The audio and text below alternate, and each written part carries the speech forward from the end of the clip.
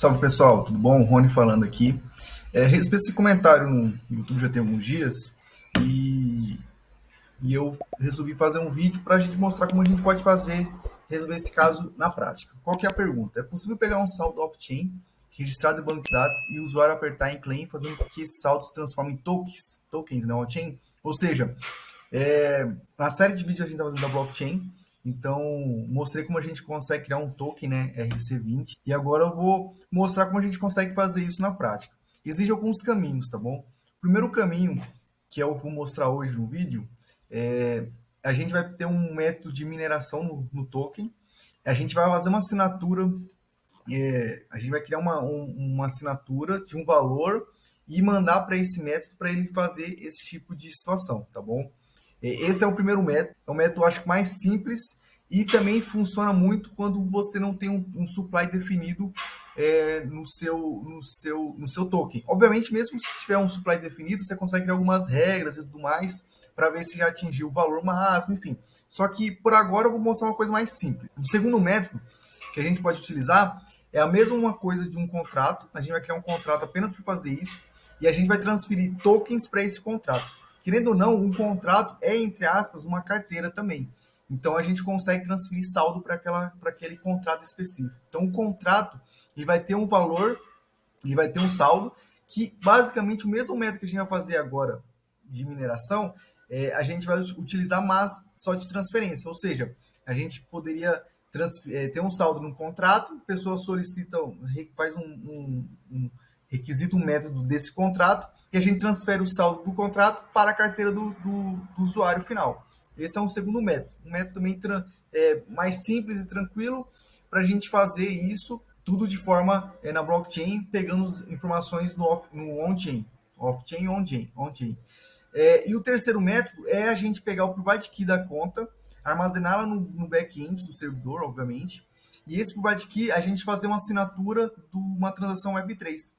Então, o Web3 permite que a gente faça assinatura usando um private key que fosse o usuário, né, o dono daquela conta, fazer alguma ação. Então, imagina a gente ter uma carteira de recompensa, essa carteira vai ter um saldo, obviamente, e essa carteira a gente pega o saldo dela e transfere para um outro usuário.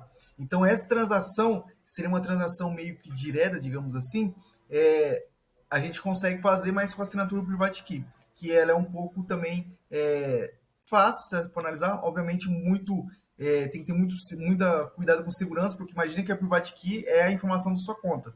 Obviamente você vai colocar isso numa informação no back-end, mas imagina que se der algum problema no servidor e alguém pegar aqui o Private Key, ele vai ter todos os seus tokens, né? Acesso a todos os seus tokens. Então, esse é um detalhe muito importante. Então, eu vou dividir o vídeo em 3 etapas. Vou mostrar hoje uma forma um pouco mais simples, ok? O que a gente vai fazer aqui? A gente vai utilizar, vou pegar aqui, vou utilizar um smart contract de utilidades que o OpenZeppelin nos disponibiliza, tá bom? Que é o contrato ECDSA. É um contrato de criptografia, tá bom? Então, ele é um contrato bem legal para ser utilizado. Então, eu vou utilizá-lo para a gente fazer uma verificação de uma assinatura que a gente vai fazer no nosso off-chain, mandando para o on-chain, tá bom? Então, como vai funcionar? Primeira coisa, eu vou pegar aqui, eu vou vir aqui no nosso contrato, tá bom? Então, no nosso contrato, a gente tem um contrato Mint, que seria para mineração, né? Que a gente já consegue fazer, cunhar tokens, né? A gente consegue cunhar uma quantidade para uma carteira específica, mas apenas quem pode chamar esse método é quem é o dono do contrato. Então, nos últimos vídeos eu falei sobre essa questão, né? Usar o contrato Aunobre para a gente fazer esse tipo de gestão. E agora, o que eu vou mostrar? Eu já coloquei aqui o contrato, né? O smart contract que a gente vai utilizar, que é o SDSA, que é um contrato para a gente trabalhar com criptografia, ok? E a gente vai criar um novo método. E o que seria esse novo método? É um método para recuperar os tokens. Então, vou fazer aqui function claim, vou colocar só um nome assim mesmo. Vou colocar aqui qual que é o endereço que vai ser enviado os tokens, tá bom? Vou colocar aqui também qual que é a quantidade desse token que vai ser cunhado. E vou colocar aqui agora uma assinatura. Eu vou falar sobre isso logo mais. E vou colocar aqui como meta public, ok? Basicamente, porque a pessoa pode chamar isso aqui. Ah, tá, vou colocar mais um valor aqui, que é um nonce. Esse nonce aqui serve para meio que a gente fazer um controle de quantas vezes que a pessoa pode chamar esse tipo de método, ok? Uma pequena segurança. Bom, feito isso, a gente já criou aqui o nosso método para fazer esse tipo de situação. Vou salvar isso aqui por enquanto. E vou vir aqui agora no nosso contrato e vou instalar uma biblioteca chamada ETH/cripto, ok? É uma lib que a gente vai utilizar para criptografar, criar uma assinatura, tá bom? E eu vou fazer o seguinte, eu já vou criar aqui também um modifier. Já expliquei em vídeos anteriores o que seria esse método, tá bom? E vou pegar aqui uma colinha que eu já tinha feito aqui para ganharmos tempo, ok? Então, eu vim aqui, vou copiar aqui só o método e vou copiá-lo aqui. Eu vou fazer o seguinte, vou copiar tudo isso aqui agora e vou colocar aqui também. Uma vírgula aqui e tá faltando uma vírgula aqui também. Então, aqui. Vou pegar aqui, esse aqui de valid signature. Ok? Perfeito. Parcialmente a gente já fez o nosso método para verificar se a assinatura é válida, tá bom? Eu vou começar a explicar daqui a pouco o que é isso aqui. Bom, primeira coisa, esse smart contract aqui é um smart para criptografia, como comentei no início. Então aqui a gente vai ter a gente vai gerar uma string, né, entre aspas, na blockchain. E a gente vai utilizar esse método para fazer essa conversão. Então, esse EBI aqui, ponto encode packets, ele vai transformar isso aqui como se fosse uma string, como se fosse entender uma string, certo? Vai fazer essa conversão para 256 bytes.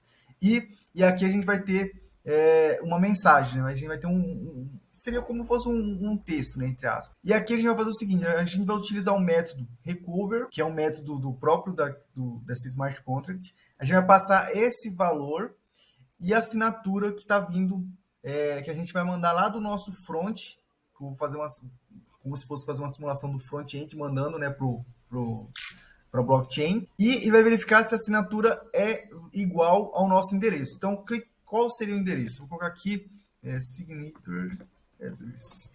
Vou colocar aqui agora, vou colocar aqui o headers.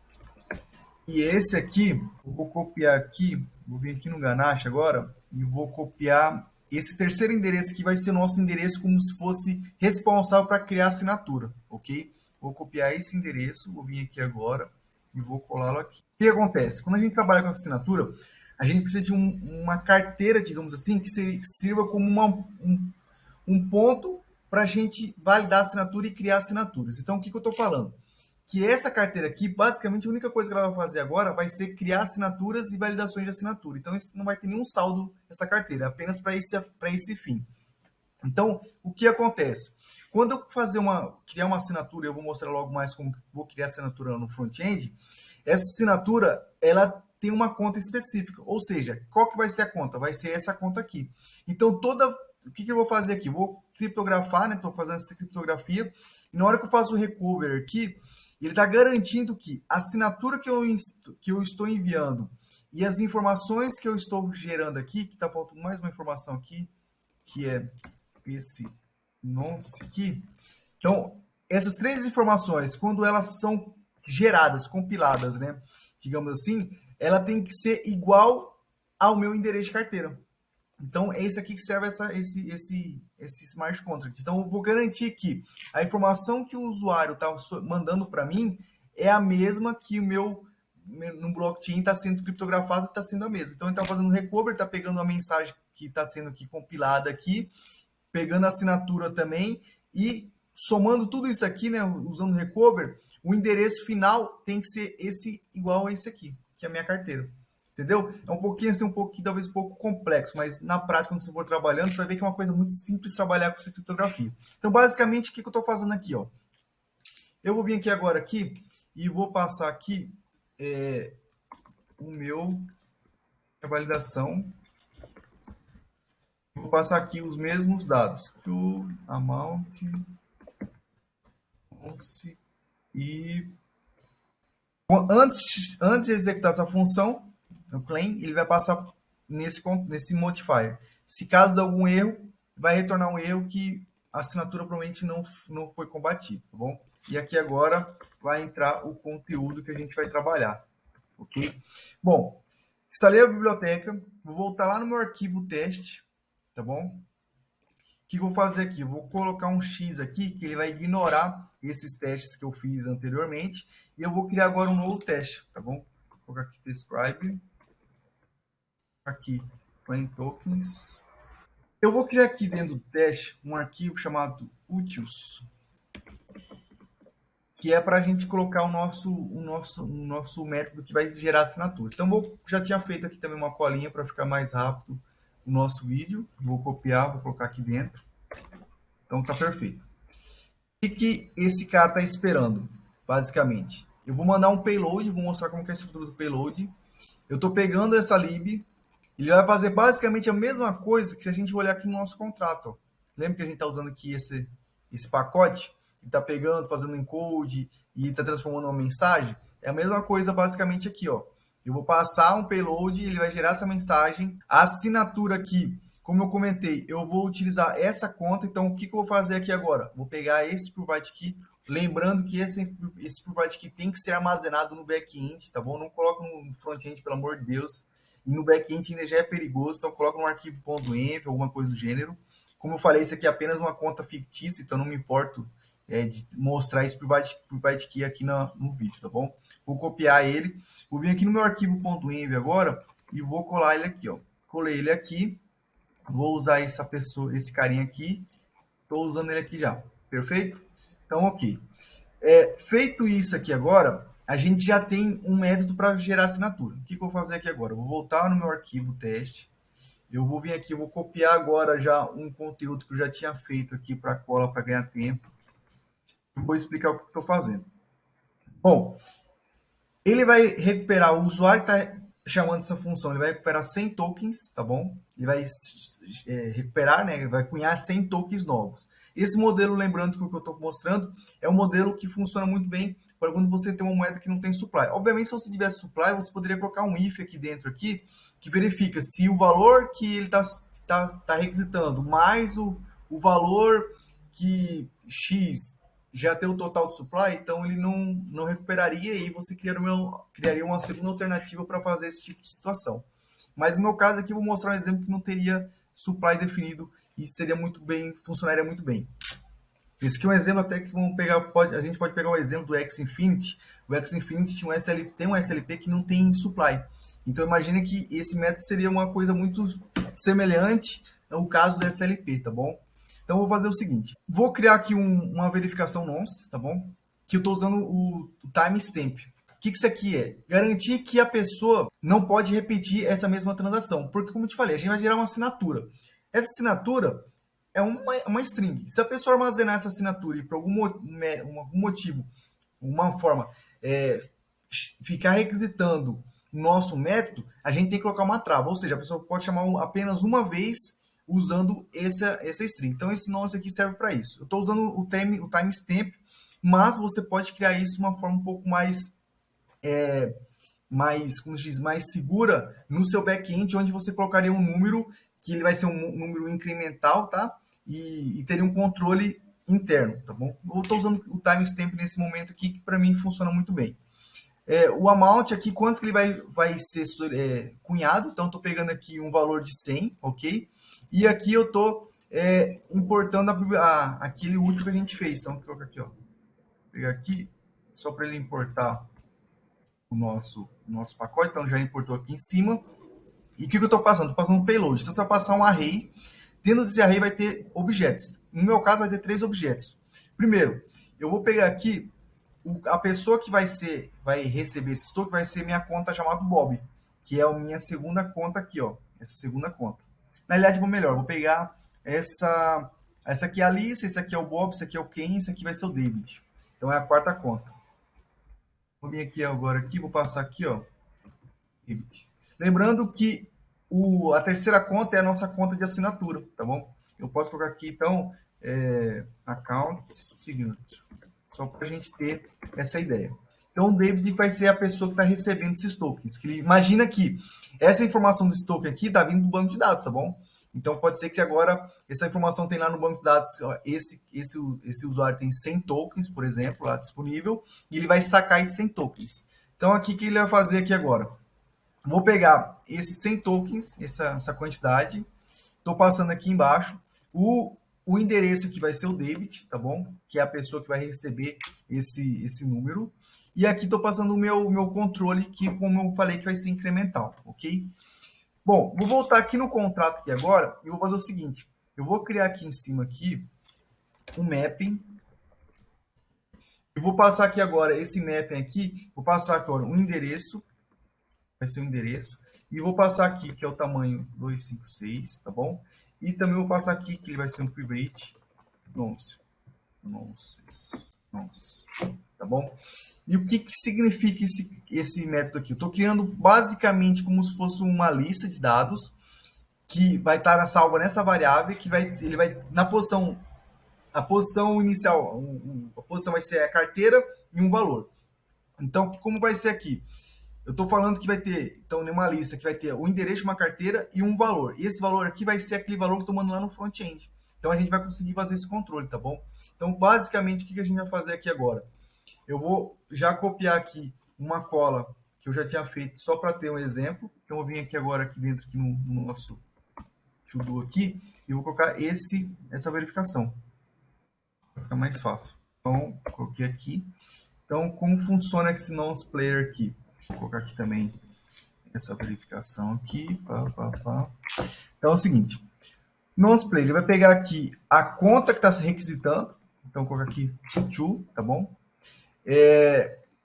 Esse valor aqui agora é o valor que vem lá do front-end. O que ele vai verificar?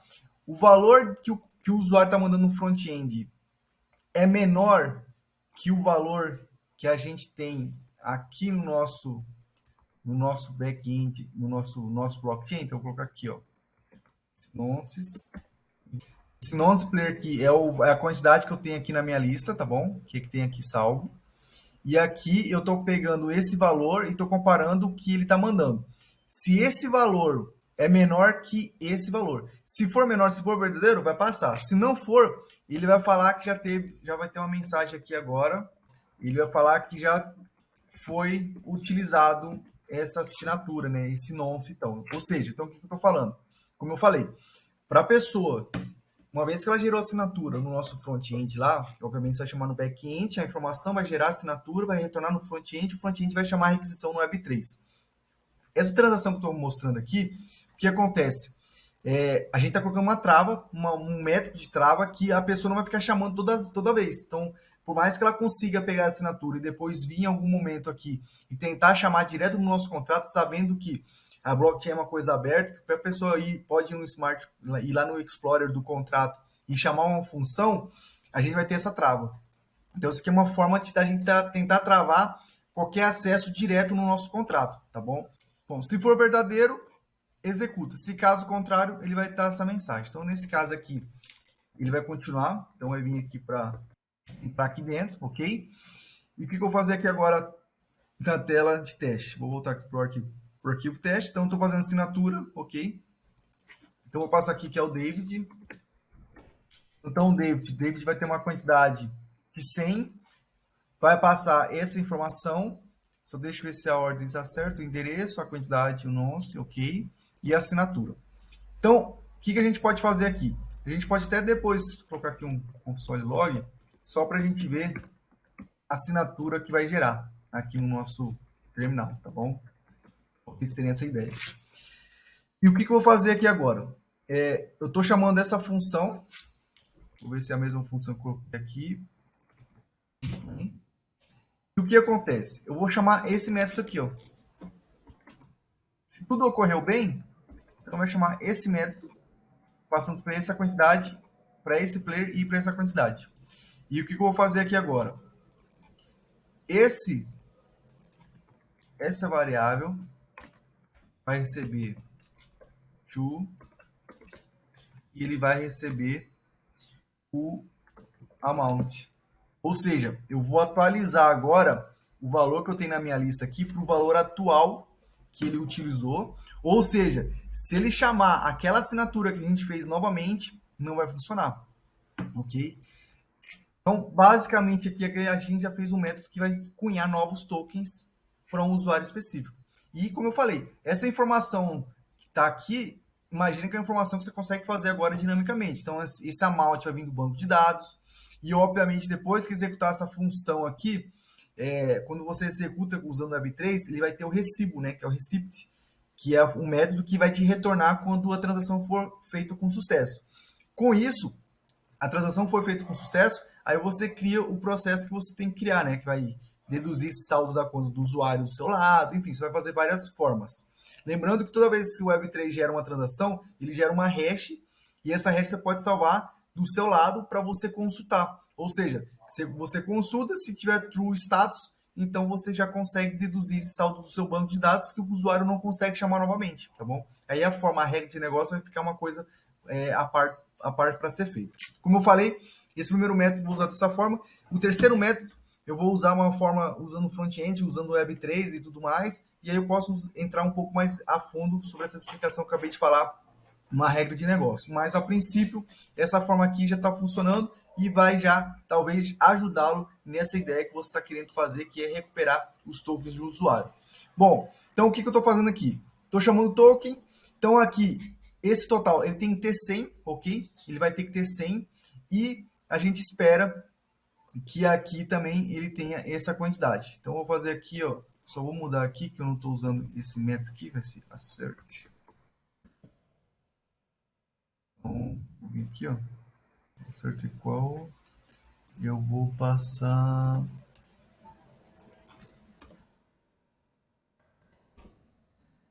Tem que ser igual a 100, ok? Então, tem que ser igual a 100. Bom, vamos lá, vamos compilar tudo isso aqui e vou ver o que vai acontecer. Vou botar aqui truffle test. Ver se vai dar algum erro. Ah, tá. Tem um erro aqui que eu não fiz a importação do nossa lib. Então, vou fazer de novo o teste. Bom, pessoal, fiz pegando os ajustes aqui, que eu esqueci de colocar o .env, que é para pegar as informações do env, né? Que eu coloquei lá a assinatura, tá bom? E fiz uma pequena alteração também, que estava colocando uma variável errada aqui. Então, basicamente, esse aqui é o nosso método para a gente cunhar uma quantidade de tokens, ok? Então, eu vou vir aqui agora, vou dar um teste, certo? Então, ele vai executar aqui agora. Bom, e executou. Executou com sucesso. Então, a gente pegou, recuperamos 100 tokens e o usuário tem 100 tokens. Então, o David ele tem 100 tokens. A gente pegou aqui o total que ele tinha e a gente verificou se tinha igual a 100. Então, tem 100 tokens na carteira dele. Então, aqui ó, gerou uma assinatura. Essa assinatura representa a carteira, a quantidade e esse nonce. Então, como eu falei, mesmo que agora que o usuário tentar executar isso aqui de novo, o que a gente pode fazer aqui, ó? A gente pode vir aqui agora aqui, repetir a mesma transação, tá bom? Vou vir aqui, ó. Vou repetir a mesma transação. E eu vou vir aqui, ao invés de before it, vou tirar o before it, vou deixar before, vai executar apenas uma vez. Vou vir aqui, vou copiar isso aqui, e tem que dar erro aqui, ó. E eu vou gerar isso aqui, um valor constante aqui em cima. E a mesma coisa aqui embaixo. Aqui tem que dar erro, tá bom? Porque uma vez que a gente já utilizou o valor aqui em cima aqui, essa segunda tentativa aqui vai dar erro. Então, o que eu estou fazendo? Eu estou fazendo uma assinatura igual, idêntica, de um valor, né? De um valor que já existia antes. E ele vai ter que dar erro aqui. Esse último teste aqui ele não vai poder passar. Ele tem que dar erro, ok? Então, eu vou fazer o seguinte. Eu vou vir aqui, vou salvar. E vou tentar novamente executar. Bom, ele deu erro aqui, ó. Vocês repararem aqui, o primeiro passou, ok? O primeiro deu certo, então ele mostrou aqui qual que é a assinatura. A segunda assinatura foi idêntica, tá bom? Foi uma assinatura idêntica que eu gerei, mas um detalhe, eu estou usando o mesmo nonce que eu já tinha utilizado anteriormente, ou seja, como eu falei, essa ideia seja incremental, ok? Então, ele executou, só que deu erro aqui, e esse erro aqui está aparecendo aqui, ó, já foi usado, esse método já foi usado, né? Essa assinatura especificamente já foi utilizado, então ele não consegue mais utilizar, ou seja, no seu back-end agora vai ter que gerar uma nova assinatura, um novo nonce. E como eu falei, você pode criar uma regra de nonce aí, particularmente sua. Eu recomendo utilizar número porque fica mais fácil as verificações lá na blockchain, né? Você consegue fazer um número maior que menor, enfim, alguma coisa do gênero. Mas, com isso, o usuário já não consegue sacar novamente. Isso aqui é uma pequena proteção, não é a forma mais segura do mundo, mas já evita qualquer dor de cabeça que a pessoa consiga reutilizar essa assinatura. Bom, esse é o primeiro método. Pode ter ficado um pouco extenso, porque eu fui explicando, tentei explicar o máximo possível como utilizar essa biblioteca de criptografia. É uma biblioteca muito boa. Em paralelo disso, estou usando essa lib também, que é o ETH Crypto, que é particularmente eu utilizo nos meus projetos, eu acho muito legal ela, a facilidade que a gente consegue gerar essas assinaturas. E esse é o método que você já consegue hoje fazer a mineração, a cunhagem em tempo real. Ou seja, se você tem um sistema, um jogo, podemos dizer assim, você tem o seu jogo, a pessoa vai ganhar os tokens virtuais, você vai armazenar isso no seu banco de dados, em algum momento vai ter uma opção para você colocar para ele sacar, então na hora que ele fazer esse saque, ele vai clicar nesse saque, vai gerar essa assinatura, lembrando que essa assinatura aqui você põe para gerar no back-end, tá bom? Põe para você gerar no back-end, porque assim você vai chamar uma API, e essa API vai retornar, vai pegar as informações do banco de dados, tudo mais, e vai te retornar apenas a assinatura. E a assinatura, a quantidade que ele tem, a carteira, enfim. Aí você vai ter essa assinatura, que aí é lá no seu front-end, você vai chamar o Web3 chamando o seu método, que seria esse método aqui, passando as informações mais assinatura. E aí lá no seu blockchain, esse método que a gente fez agora na blockchain, você vai pegar ele e vai implementar agora com a sua carteira, né? Com uma carteira que você vai utilizar para assinatura, e ele vai fazer esse saque, tá bom? Essa é a forma mais fácil que a gente pode fazer esse tipo de transferência, certo? E como comentei, só para finalizar, aí depois que a transação foi feita, como eu falei, quando você cria uma transação, gera um hash, salva esse hash em algum local para você ter o seu controle. Aí, em algum momento, você consulta essa hash, ou, como eu falei, quando você executa uma transação, ele vai ter o recibo, né? Quando a transação é finalizada. Então, quando é finalizado, você vai receber esse callback. E aí, nesse callback, você verificou se a transação foi feita com sucesso, aí você chama uma outra API do seu sistema agora para dar uma baixa nesse valor. Esse valor que ele sacou, o que eu recomendo? Coloque ele numa tabela separada, que seria uma tabela temporária lá, por exemplo, esperando a transação finalizar. E quando a transação não finalizou, o cara tecnicamente está zerado o saldo dele, tá bom? Essa é uma forma. Outra coisa também que daria para fazer aqui também, antes de você minerar aqui, você consegue criar uma taxa, você pode colocar um if aqui, por exemplo, aqui, um if que você colocaria FIIs. Então, você imagina se definir um FIIs aqui de imposto, que aí você consegue colocar aqui um valor deduzindo esse saldo. Então, a pessoa sacou 100, só que ela vai receber apenas 50, porque ele tem 50% sei lá, de taxa. Então, esse 50% você pode colocar aqui também.